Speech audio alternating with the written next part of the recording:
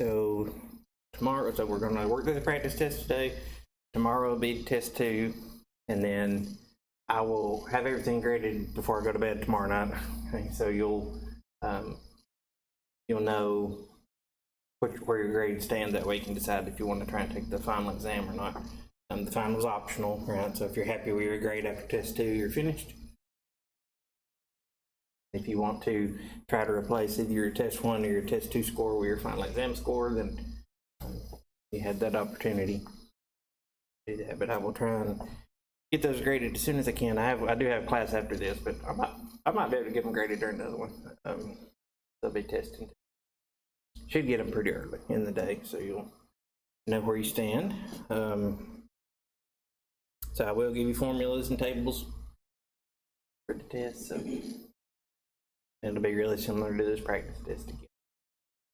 Try to let you know what to be prepared for on that. Think any other questions? Yep. Do you have an extra just to use?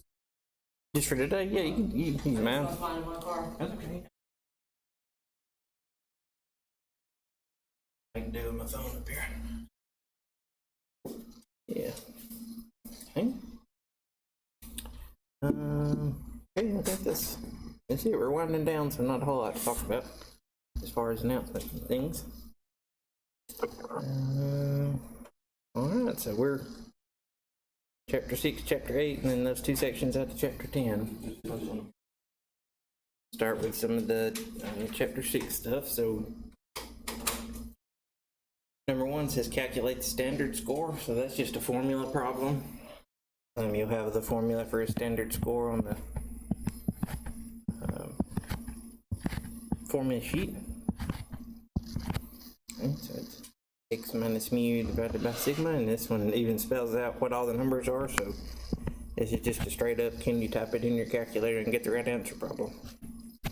So it says x is 66.5, mu is 73.3, and then sigma is 75.6. It says round to 2 decimal places. So remember, the key on this one is if you're putting it in all at once, put parentheses around the top, or you can do it in 2 steps. That's what I'm going to do when I'm using my little phone over here. So 66.5 minus 73.3 equals, and then divided by 75.6. So get negative 0.0, and I've got 899, and then goes on and on from there. So that rounds up to 9 is the last digit.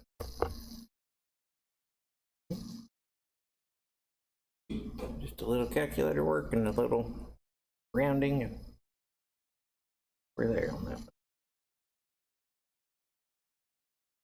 Okay. And then we get into table drill, making sure you can use the tables. So number 2 says find the area to the left of z equals 0.56. So if we want the area to the left, left means just look it up. So whatever sign it has, we keep it. It says 0.56, so that's on the B side. We'll go to 0.5, and then our last digit is 6. So let's see what we get there. I got 0.7123. You found 2? Okay, look. Make sure I'm not doing anything goofy, so that's good. So we go all the way, we go to 0.5. And then all the way over to that column that says 0.06. Okay. Yeah. That the column's the last digit. You just use the last digit on that. Yep. That's it. So left, just look it up. Okay. Number 3, we're still using the tables, but we got to use a little different technique because this time it says find the area under the standard normal curve to the right. Z equals 1.3, and you could call that 1.30. So what's our trick if we want the area to the right of a z value?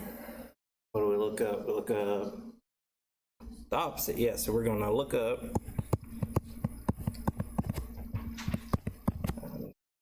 negative 1.30.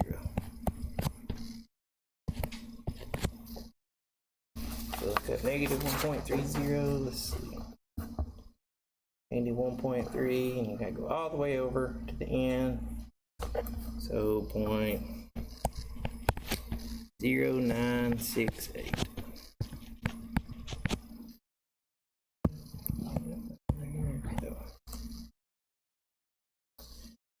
Remember, we want the area to the right, that's the opposite of what the tables give us, so we can look up the opposite z value and get the right answer. And then number 4, probably the hardest one to remember. If you're just memorizing rules, it's probably the hardest one to remember here. So we want to find the area between two z values. So what's our procedure there? Or what do we look up first? We just look them both up like they're written. And so that's our first step. So I'm gonna look up 2.62 first. So let's see, 2.62. I get 0.9956.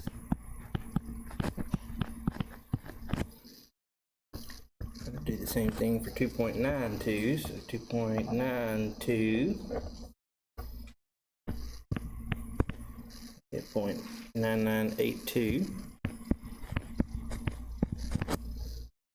and then we've got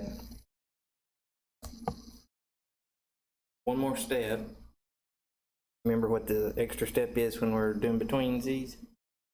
We subtract them, yeah, so put the big one first. Or just remember it can't be negative. And we'll subtract.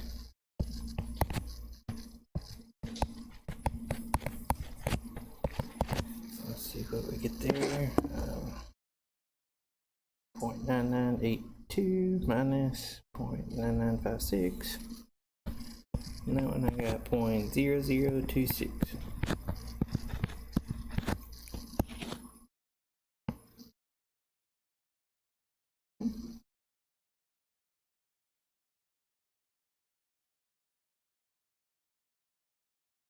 Just through two sections worth of problems, that's 6.1 and 6.2.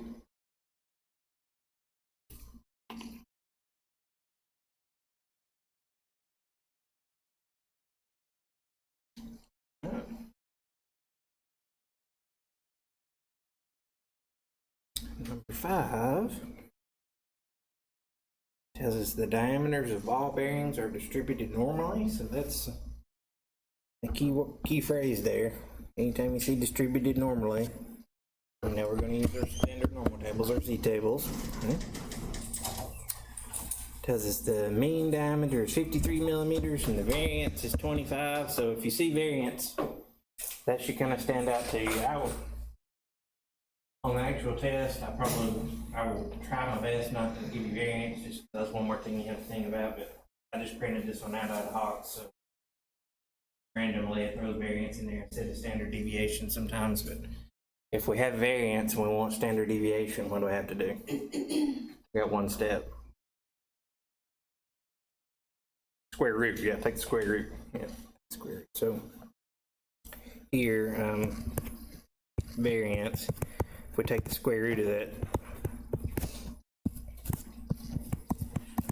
we get a standard deviation of 5. And then it tells us find the probability that the diameter of a selected bearing is greater than 48 millimeters. So it's asking us for a probability, tells us it's normally distributed. So that normally distributed thing tells us we need a z somewhere. We need to get that somehow. So the number we're trying to turn into a z, the one with the probability, says find the probability the diameter is greater than 48 millimeters. So 48 is going to be x in our formula. Tells us the mean is 53, that's mu. And then now that we've noticed we had variance, our standard deviation is 5. So we can get our z. 48 minus 53 divided by 5 gives us -1 or -1.00. It's just a coincidence that came out nice and even like that. Okay, so that's our first step. That gives us the z. Now we need to figure out probability, but we've got our key phrase over here. We want probability, we want it to be greater than that z. So greater than means what kind of area? We want the area which way?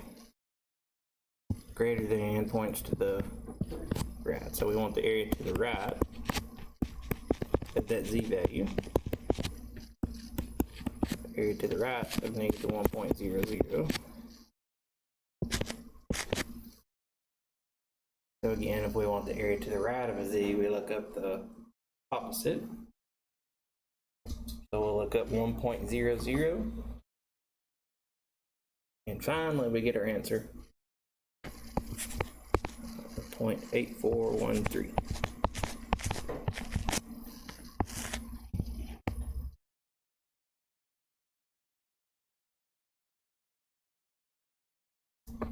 It's a little more involved, but if you get in the practice on section 6.3, you know you got to change it to a z and then look up the appropriate area. Lots of little pieces to the problem, but it's really 2 steps. Find the z and find the correct area.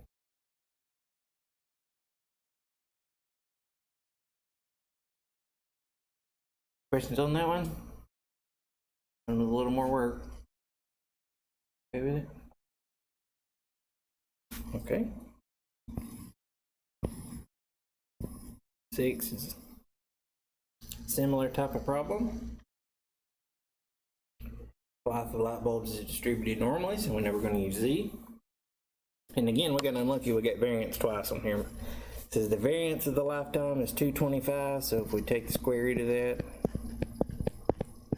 I think that's 15, let's double check. It is, so standard deviation will be 15. And the mean of a lifetime of a bulb is 500 hours. Find the probability of a bulb lasting for at most 510 hours. So first step, we got to change 510 to a z. 510 minus the mean, which was 500, divided by the standard deviation, which we figured out was 15. And we see what our z is going to be.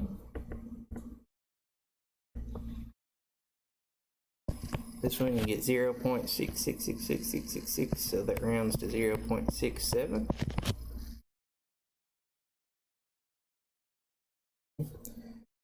Now we have to figure out what kind of area we want related to that z. So it says at most. So that's one of the most confusing ways I can word that. At most 510 hours. So that's like our cap. That's our maximum, right? So anything smaller than that or equal to that we're good with. So at most, that's less than or equal to. And then less than points to the left. We want the area to the left of our z on this one.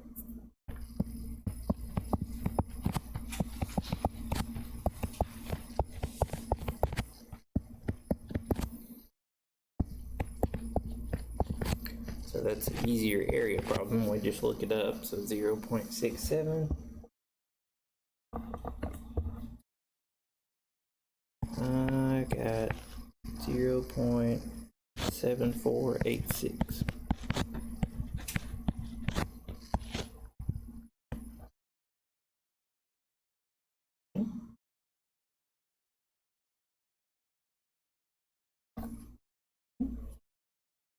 Questions on that one?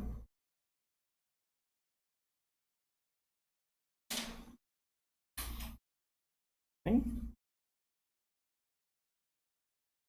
Number 7. Have to read these carefully. These are different than the ones we've already done. Because on these next couple of problems, look at what it says. It says find the value of z. So we're looking for z, and then it gives us an area. So these are the backward problems. These are the inside-out problems. This one says find the value of z such that 0.01 of the area lies to the left of z. So here's our little sketch. We got a z value, and we want it to have 0.01 to its left. What's that z value? And you can always add zeros, so we can say 0.0100. So since we have the area, we're going to look inside of our table. The numbers on the inside. We're going to look for 0.0100. It's not in there exactly. We're going to get as close as we can. Let's see, I think I've got tables right here. Yeah. So, it's not in there exactly, but we've got, whoa, sorry, that zoomed way fast. We've got 2 that are close. We've got, I don't think I can mark on here, we've got 0.0099 and 0.0102. The 0.0099 is closer to what we want of 0.0100. Right? So that corresponds to a z value of 2.33. That's the number across the top. 2.33. So our z here is 2.33. And I'll make a little note that had an area of 0.0099. That's as close as we can get.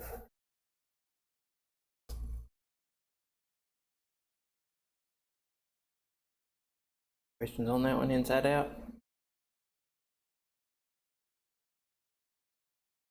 Okay. Got a bunch of ones thrown at us here. This one, same type of problem, but this time we want that area to be to the right of our z.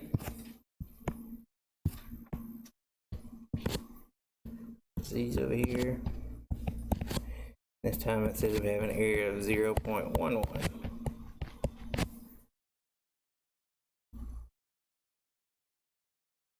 We want to know what that z value is. So the difference on this one, since it's to the right, we can still look up our area inside our table, but whatever z we find, we take the opposite. Right means opposite with the table, so. Let's see. So we're trying to get to 0.11, and then I see 0.1093 is close. 0.1112 is close. 0.1093 is a little closer. That gives us 1.23, negative 1.23. But since we're doing area to the right, we take the opposite. So negative 1.23 turns into positive 1.23. So our z here is positive 1.23.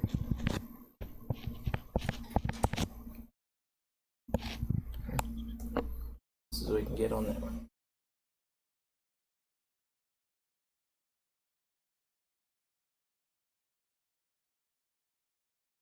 I'm sorry. But the last question, would that be negative 2.3? Probably. Did I look the wrong thing? I see. So 0.100. Yeah, it should be negative 2.33. You're right. Thank you for catching that. So negative 2.33. So on that one, we keep the sign we find. We don't change it.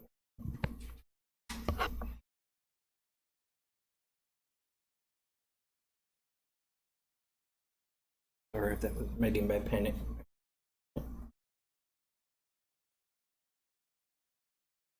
Okay. Other questions on those two?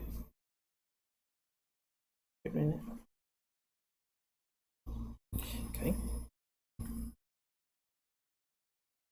9.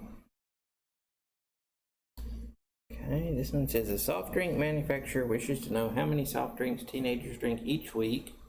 They want to construct a 90% confidence interval for the mean. They're assuming that the population standard deviation for the number of soft drinks consumed each week is 1.4. The study found that for a sample of 1,083 teenagers, the mean number of soft drinks consumed per week is 5.6. Construct the desired confidence interval. So we want to make a confidence interval, and that's what this one's asking for. That's chapter 8. Okay. Then we need two things. We need a point estimate and we need a margin of error. So we're dealing with mean here. Right, yeah, we're dealing with the mean. So it says for a sample of 1,083 teenagers, the mean number of soft drinks consumed per week is 5.6. So our sample mean here is 5.6. So we'll set that aside. We know we will need that in a minute. The other thing we need is a margin of error. On this one, there's a couple different formulas we could use for margin of error, so we have to look at which situation we're in. Are we in sigma known or sigma unknown? And this one says population standard deviation. So this is sigma known, right? We know population standard deviation, that's sigma. And the number was 1.4, so this tells us sigma 1.4. And once we know we're in a sigma known situation, then we can look at our formula to use this.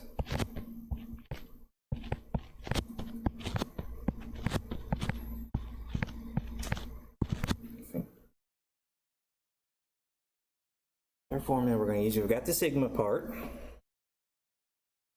Okay, N is an easy number to get, so let's get it out of the way. It says the study found that for a sample of 1,083 teenagers, that's how many people were in our sample, so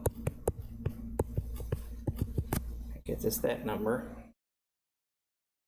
And then the only number we're missing still is this critical Z value. And you get our critical Z. Remember, the way we get that is looking at our confidence level. So it says we want 90% confidence. That tells us about our critical Z. And remember where those numbers come from, or we got a little shortcut there. 90% confidence, we can go to the bottom of table B. It's got that little critical values of Z table. So for 90% confidence, or 0.90, our critical Z there is 1.645. Found that on the little table. Okay. Now we're just plugging in. So we'll plug into our margin of error formula. 1.645 times 1.4 over the square root of 1,083. And remember, on these you want to leave several decimal places so you don't want to round too early. You don't want to throw your final answer off. So let's see. I can work my calculator here while I get in. So 1.645 times 1.4 divided by the square root of 1,083. So there, I got, double check me on this because I'm using my phone. But, okay, 0.069981. That's what I get if I round to 6 places. Just being extra cautious there.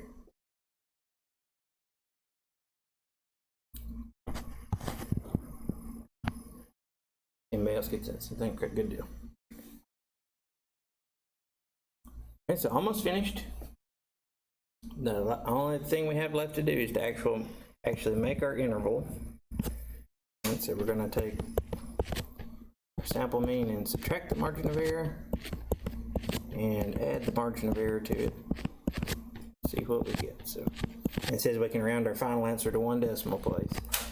So 5.6 minus 0.069981. one rounds to 5.5.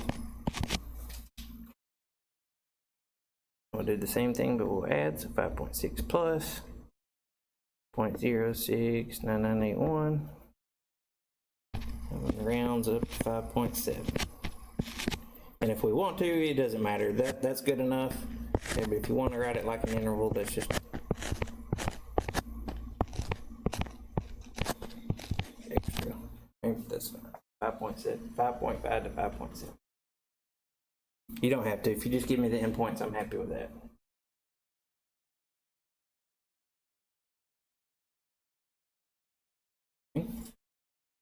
Now don't panic when you get one of these, because I know there's a lot going on it.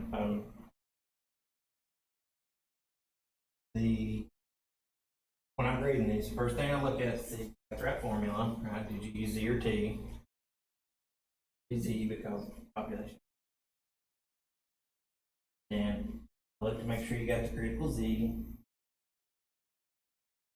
And check how the margin of error came out. And then there's several pieces. So if you mess up one little thing, then you'll get partial credit, so you'll get most of the points.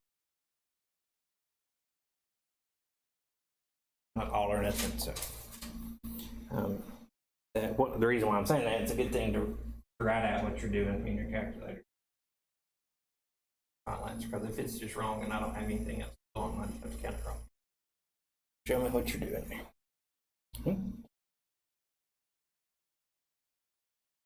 All right. Questions on that one? It's one of the ones, it's the most work. Okay. 10 is actually easier. Just be careful and don't overthink if you get one like this. Okay, this one says the mean number of hours of part-time work per week for a sample of 251 students is 23. If the margin of error for the population mean with 98% confidence interval is 2.4, construct the 98% confidence interval. So remember, it takes two things to make a confidence interval. It takes a mean, which this one gives us, 23, and it takes a margin of error, which this problem also gives us. So we don't have to do any fancy formulas. All we have to do here is the adding and subtracting part.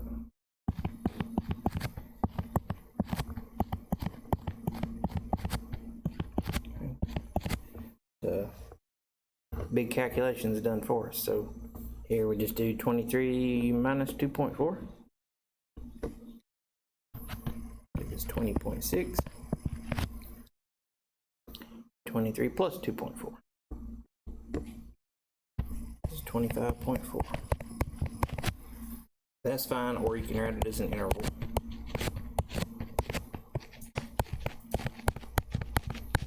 Everybody's good on that.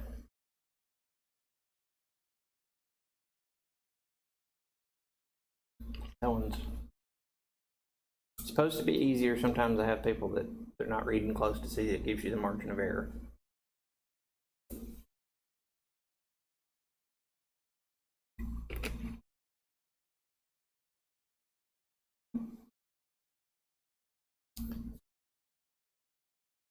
Number 11, we're getting into some T's. Number 11 is just reading the T table. It says, consider the value of T such that 0.05 of the area under the curve is to the left of T. Assume the degrees of freedom equals 23. Select the T value from the T table. So in Hawks, this one actually gets you to pick the picture that matches up with this. It says the area is to the left of T. So what we're looking for is a T over on the left side.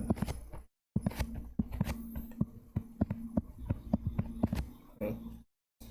And the thing to remember is, since our T is over on the left side, whatever value we find, we have to make it negative. Because the T values on the left are negative, T values on the right are positive. So we want 0.05 of our area in one tail, because it's to the left of T, that's only one tail. 23 degrees of freedom. So see here. I've got table C here. So we want 0.05 and 1 tail. So that's the second column. That's 0.05 and 1 tail. And then we want 23 degrees of freedom. There. So it gives us 1.714. But since it's on the left side, we gotta make it negative. So our T value here is negative, and I forgot what it was already. 1.714.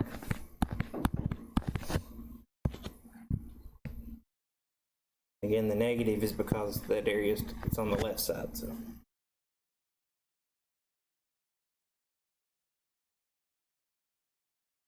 If it was said we want 0.05 to the right, we just leave it positive.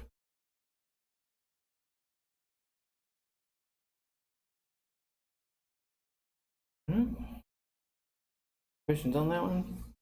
Other than the negative positive thing, it's just looking up the T value. Okay. 12. So next that breaks it down into steps for us. This is a random sample of 10 fields of durum wheat has a mean yield of 39.8 bushels per acre and standard deviation of 3.87 bushels per acre. Determine the 90% confidence interval for the true mean yield. Assume the population is approximately normal. Step 1 says find the critical value that we should use. So it's talking about the critical Z or the critical T that goes in our margin of error formula. We have to figure out which one it's going to be here. Since it just says standard deviation, it does not say population standard deviation. That means here sigma is unknown, because if it gives a sigma, it will always say population standard deviation. Here it's talking about the standard deviation of our sampled data. Sigma unknown, so our critical value is going to be a critical T value. Okay. So to look up critical T, we need two pieces of information. We need degrees of freedom. Their first one. So to get that, that's sample size minus 1. So 10 minus 1. This is 9 degrees of freedom. Then the other thing we need to know is something about the area in the tails. 1 tail or 2 tail, we can look it up either way. So the way we get that is we look at the confidence level. So it says our confidence is 90%, so we do 1 minus 0.9 for 90%. Gives us an area of 0.1 in the 2 tails, and that's good enough. We can stop there.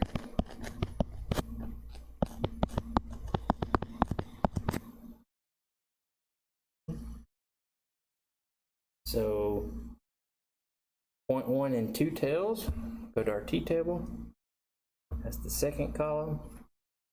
And then 9 degrees of freedom. Our critical T value here, if you look at the T table, 1.833. That's our step 1.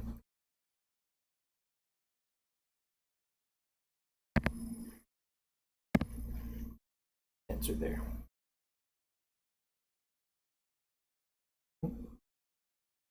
Step 2 tells us to make the interval.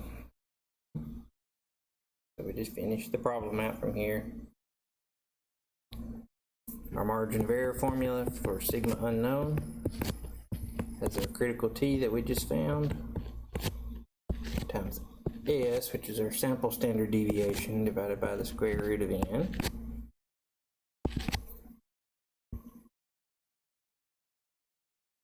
So it says we had a sample of 10 fields of wheat, so N is 10.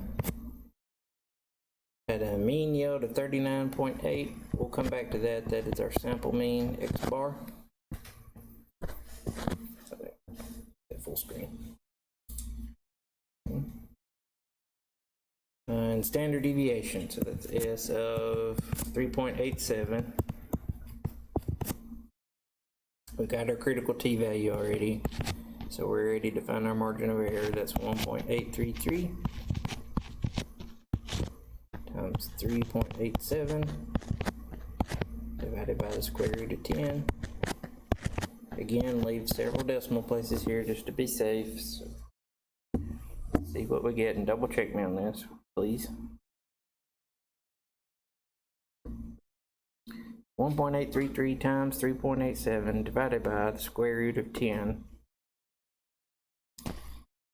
2.243 228. That's my margin. What you got? Okay, thank you. Almost finished. I know these kind of drag out. Our sample mean up at the problem 39.8. We got our margin of error, so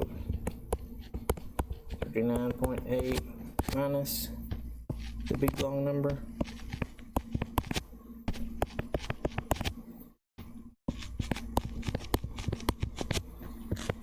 Get there. 2.243228. It says we can round our final answer to one decimal place, so here we get 37.6 is our lower endpoint. And then we can do the same thing, except add 39.8 plus 2.24328. It's 42.0, it stays 0. And then if you want to, you can round it out as an interval, but just giving me the endpoints is fine.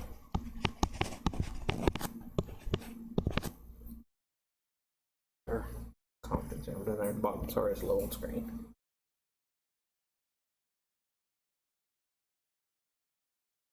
Yeah, it's the same. It's the only thing that our adjustment that we use a T instead of, and we don't know sigma, so we use, when you're working it out, it looks get numbers in the same place, and then from there. Yeah, that's right.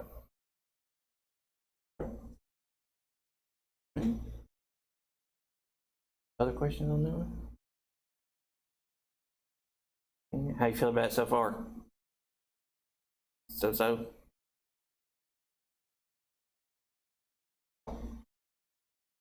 I'll post this when we get done, so if you miss anything, it'll be there, and then I'll post a screen recording. It'll take it a little while to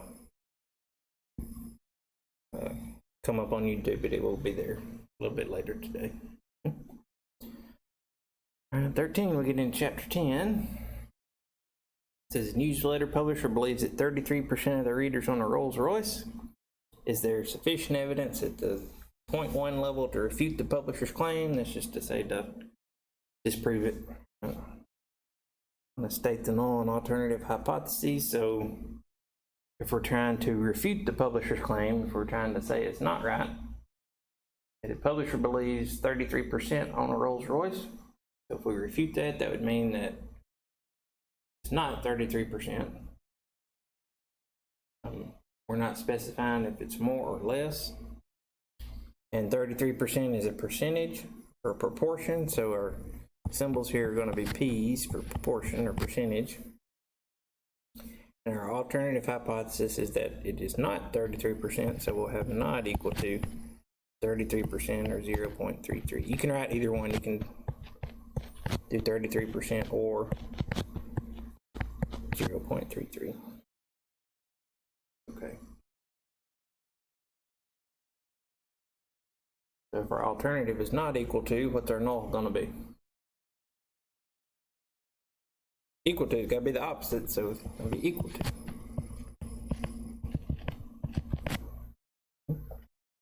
Or you do 33% again. And on that one, usually we try to find the alternative first. Most of the time it's the easiest one to find first, but on this one, the way it's worded, you can see how you can come up with the null first. Because if you look at what the publisher believes P equals 33%. If you see that one first, just know that it's got to be the null because it has the equal sign.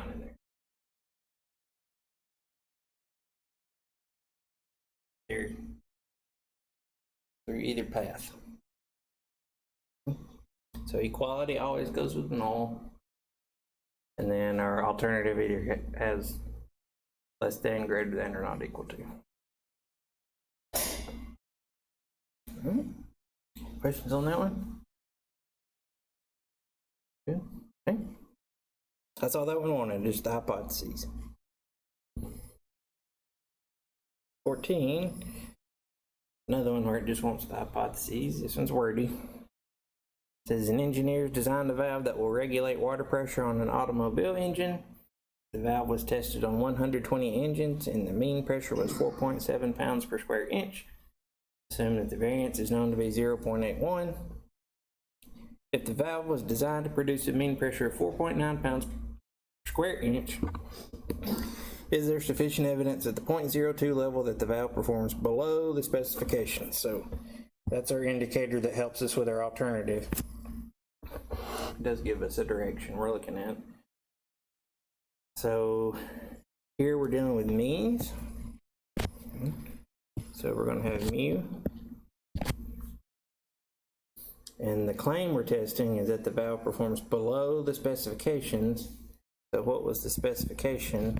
Specification, it says that the valve was designed to produce a mean pressure of 4.9 pounds per square inch. So 4.9 is our spec there. And the claim that we're trying to test is that the valve performs below the specification, so that would be less than 4.9. Our alternative. The claim we're testing. And so if our alternative is less than 4.9, what's the null gotta say? Greater than or equal to, good. Greater than, because it's gotta be the opposite, and then the null always has to have equality, so it's the or equal to bar there. A little bit sloppy, let me neaten it up just a little bit. That looks just as bad. Our hypotheses.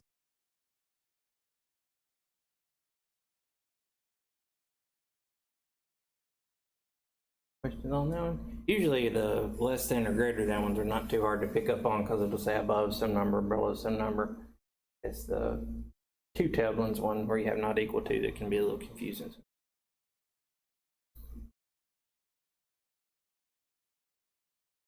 Okay. 15, we don't have 17 on here, so we're most of the way down here.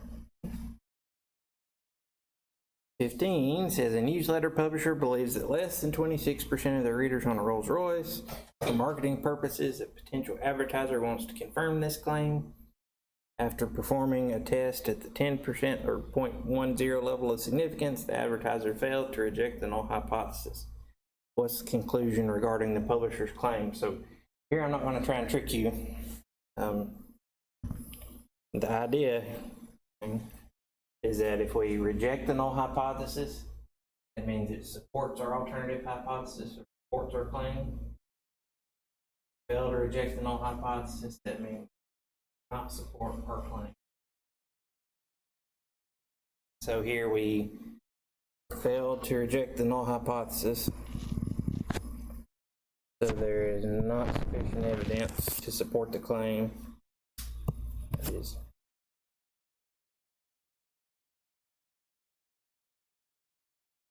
So really on these, you don't need 90% of the stuff in the problem. We just look at what the outcome was. We either failed to reject, we reject. If we reject, that means we had evidence to support the claim. If we failed to reject. Basic understanding the two different conclusions of a hypothesis test problem. I'm not going to try and get tricky and word things weird where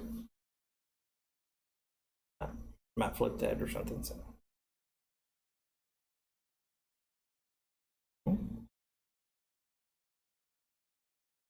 Questions on that one?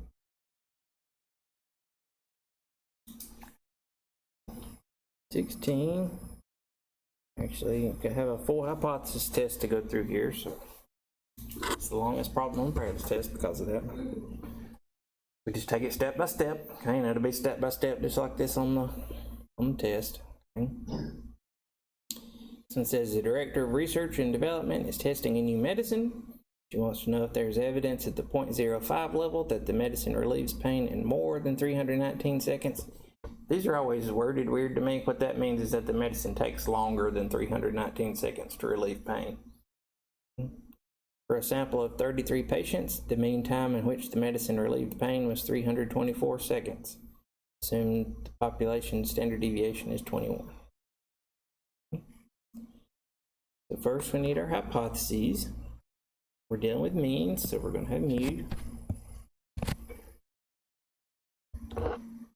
Okay, and then we look at what the researcher is testing here, what she's claiming. So she wants to know if there's evidence that the medicine relieves pain in more than 319 seconds. So we're testing that mu is greater than 319 seconds.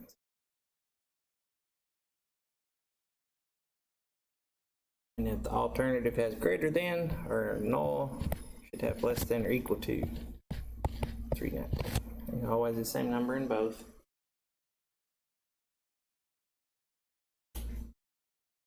Okay. Step 2 says find the value of the test statistic. So we got lucky in summer class, we only had one formula to pick from here, and we just had a z. So our formula for z's test statistic is x bar minus mu over sigma divided by the square root of n. And if you're putting it in your calculator all at one time, you'll want parentheses around the top and the bottom. That'll be on the formula sheet. The thing to remember here is that mu in our formula is special. We already have established what mu is going to be by picking our hypotheses. So mu is going to be, the number in our hypothesis is going to be 319. If you remember that, you don't get x bar and mu mixed up. Okay. So the other numbers we need, let's see what we have. Okay, now we get to the next to last sentence. It says for a sample of 33 patients, so that's n. The mean time in which the medicine relieved pain was 324 seconds. That's the mean in our sample data, x bar. And it says assume the population standard deviation is 21, so that's sigma. Everything else we need there. Okay. So 324 minus 319 from our hypotheses divided by 21 over square root of 33. And we'll round this to 2 decimal places. Let's see what we get.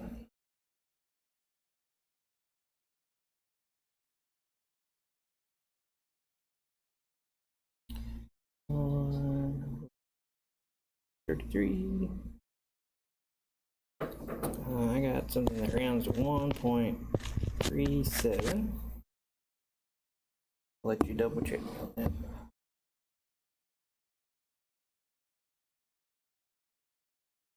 Okay, what you got? Get the same thing? I'm gonna go with yes then. There's that answer.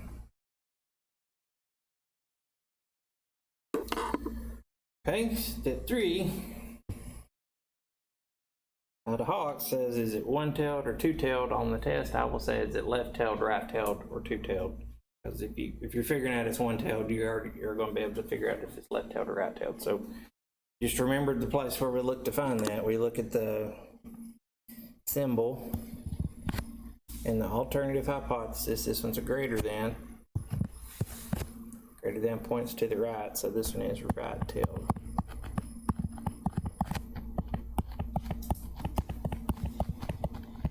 Right-tailed test is a one-tailed test.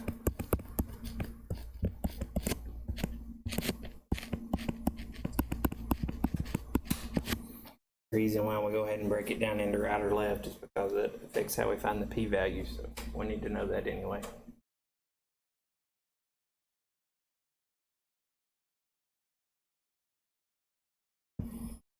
4 says find the p-value. So it's a right-tailed test. Our test statistic is 1.37, so we want the area to the right of 1.37.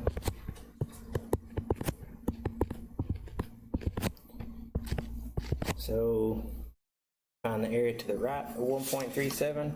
We look up the opposite of negative 1.37. For some reason, our textbook really likes 1.37. It comes up a lot, seems like. I'll get a p-value of 0.0853.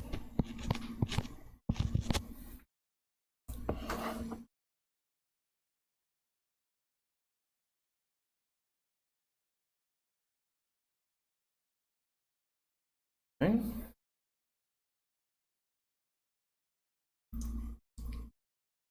Five says state the level of significance, so we just look back at our problem. And this one says, is there evidence at the 0.05 level? So here alpha 0.05.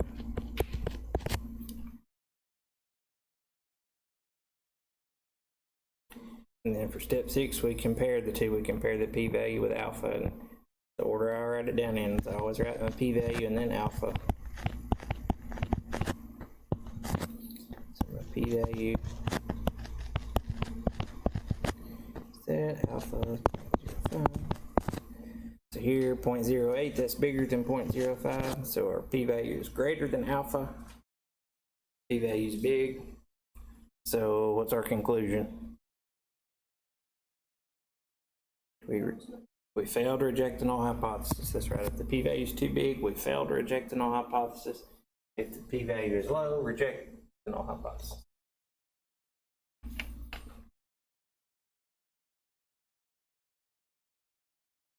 So smaller p-value we reject, a bigger p-value we fail to reject.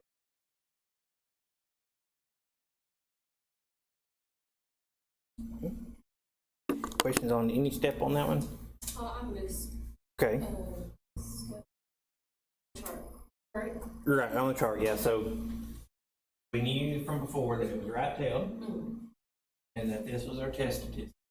So to find the p-value, we want the area to the right of that number. So to get the area to the right of 1.37, we look up negative 1. Any other piece we need to walk back through?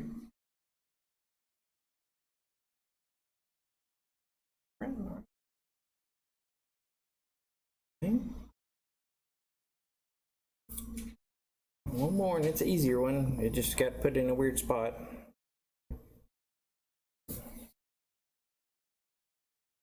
This one gives us all this information, but if you read down to the end, the reason why I say it's easier is because this one just says find the p-value, the test statistic, all it's asking for, so we don't have to do the whole hypothesis test. But we need to do part of it though, because to find the p-value, we need to know is it left-tailed, right-tailed, or two-tailed, and we need to know the test statistics. So we're working our way through most of the problem. So we still need to figure out our hypotheses.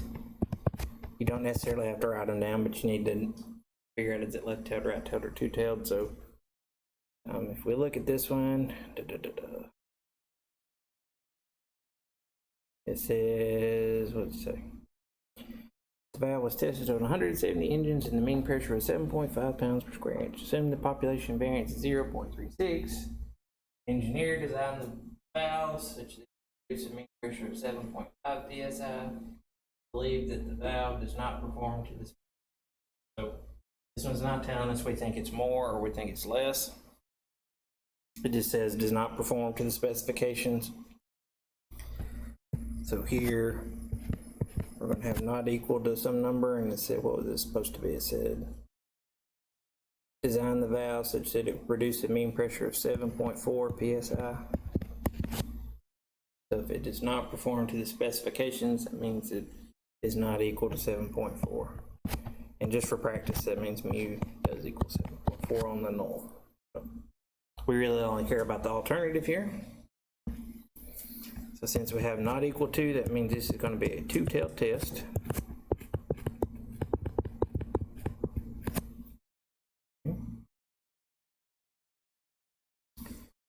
Now we need the test statistic to figure out our p-value, so have to fill in our formula.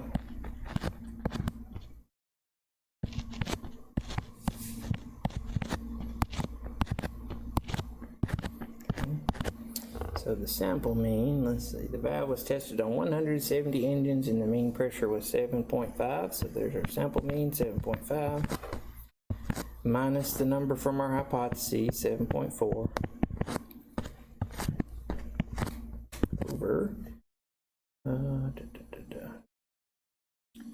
Here it throws us a curveball, says the variance is 0.36, so we got to take the square root of that. It comes out 0.6. Let me double check. Yeah. So our standard deviation is 0.6. And then our sample size was 170, so square root of 170. So what do we do?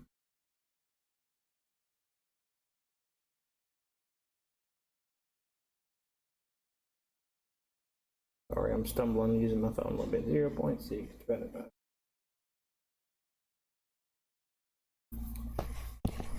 Here I got 2.17.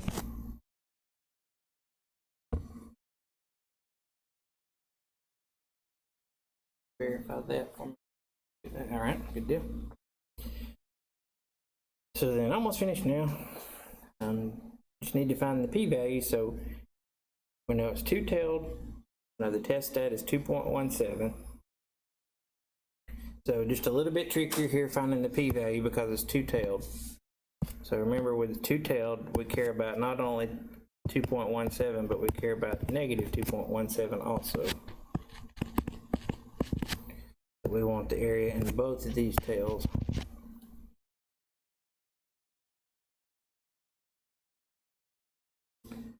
So our shortcut for finding that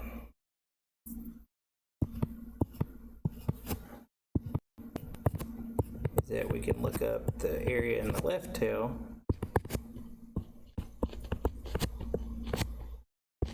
and multiply it by 2.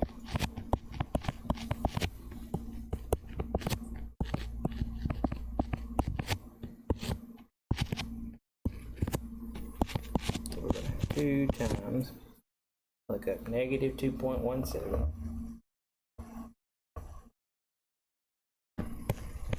0.0150.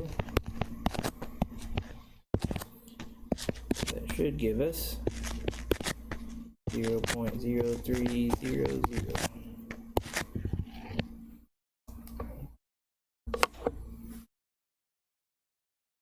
Just as a safety measure, remember p-value can't be more than 1 probability. So if you accidentally looked up 2.17, if we accidentally forget to look up the left tail, and we look up 2.17, you're going to get like 0.985 something, and when you multiply it'll be bigger than 1, so you'll know something, should know something went wrong. You can't be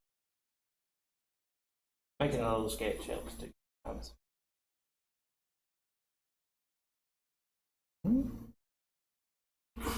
Questions on that one, or any question you can think of? What is it?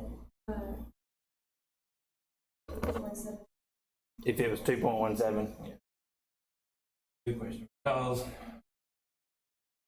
so our test stat was 2.17, so that's really on the right.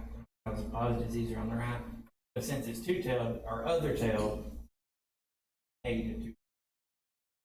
And you can do it either way. If you think about trying to find the area to the right, 2.17, you end up looking up. So the idea is that whichever way you do it, the tail you find is going to be 0.0150. It's going to be the same on both tails. Then you end with the. I just, because of how our tables are set up, it's easier to look up a left tail. With an extrusion. It's a little quirky. And then I don't think I mentioned it in here, but our tables give you area to the left. Not all Z tables do. Some give you area to the right. Some give you area between. So we just stick to doing these how our tables are set up, so it's not as confusing. And then you can use a graphing calculator and figure this stuff out in the graphing calculator instead of tables. Stick to one way. Other questions? Any of these? Okay. 1 through 4, yep. Yeah, you can. And I've like I said, I got the screen recorded too, so it'll be on. It'll pop up in a second. It'll be on Canvas in a little while also. Okay, trying to get them there though. There you go. All right. If you're happy, I'm happy. So if you get ready, I will let you go. You're welcome, and I will see you tomorrow. The only thing I had to ask you was, I just saw your email this morning about your available to, I can get on to 4. Is there a way? I'm not gonna be able to do that today. I can meet with you another day. I have to get caught up on my stuff. I know. Yeah. I know it sucks to do it after test, but yeah.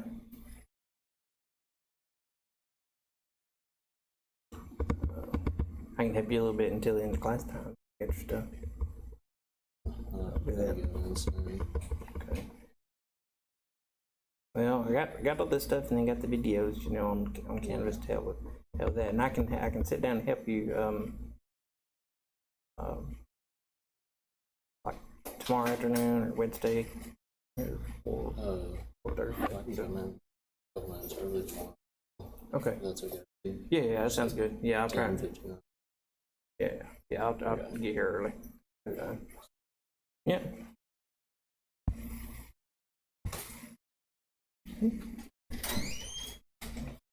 Oh, hang on, let me stop the recording. I forgot. And then I'll come back now.